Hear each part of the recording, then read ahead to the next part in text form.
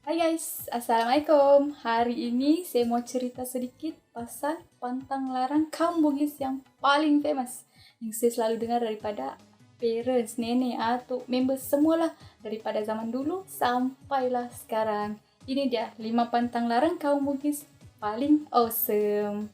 Yang pertama, kalau masak tuh nggak boleh menyanyi. Ya, contoh kalau kamu masak di dapur tuh kan, nah janganlah menyanyi-nyanyi. Masak tuh bagus sudah, menyanyi tuh orang Bugis tuh pantang.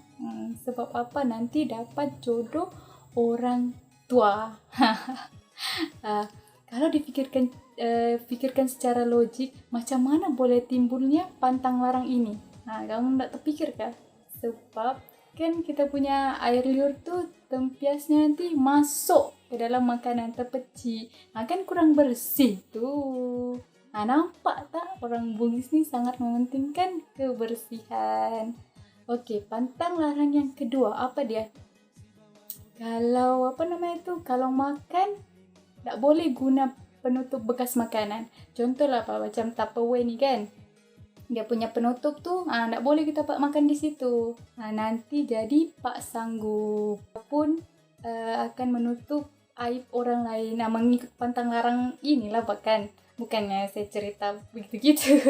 Jadi mengikut pantang larang kaum Bugis ni. Sebab kalau mau difikirkan, apa kaitan antara penutup makanan, bekas makanan dengan penutup malu? Sebenarnya dia ada kaitan dengan etika ketika makan.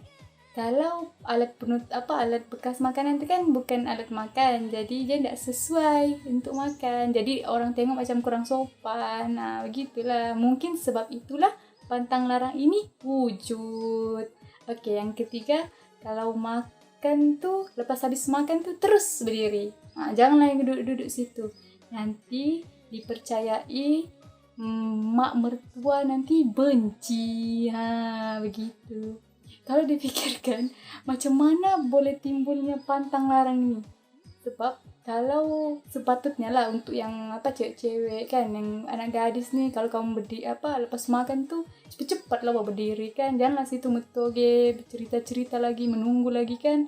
Terus sana pergi cuci piring, di melap-lap ke apa, ngemas-kemas lah bahkan. Jadi nampak, rajinnya menantuku nih. Kalau lepas kawin lah kan. Yang itu. Pantang larang yang keempat, orang Bugis nih kalau makan kan, pinggan dia letak sedikit air, kena sedikit air nak ya.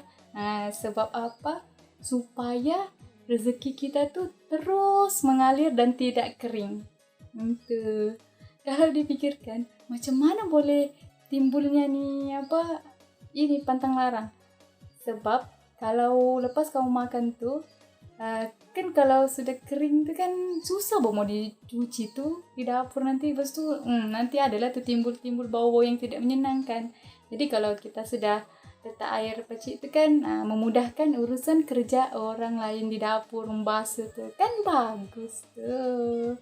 Seterusnya pantang larang yang kelima, anak darat nih tak boleh duduk di tangga. Kau tanyalah mana-mana orang Bugis tuh. Jangan heran kalau dia bilang tak boleh duduk di tangga. Sebab menurut pantang larang nih nanti jodoh tuh lambat datang. Kalau dipikirkan, mana ada kaitan kan antara jodoh dengan duduk di tangga? Mana ada. Tapi itu sebenarnya supaya senang orang mau lalu lalang kan. Tangga tuh tempat orang mau lalu kan, limpas di situ. Lepas tu kamu situ duduk-duduk lagi.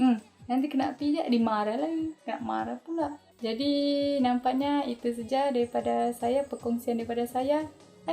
Jangan lupa untuk follow kami di IG dan subscribe channel ini. Bye guys, Assalamualaikum.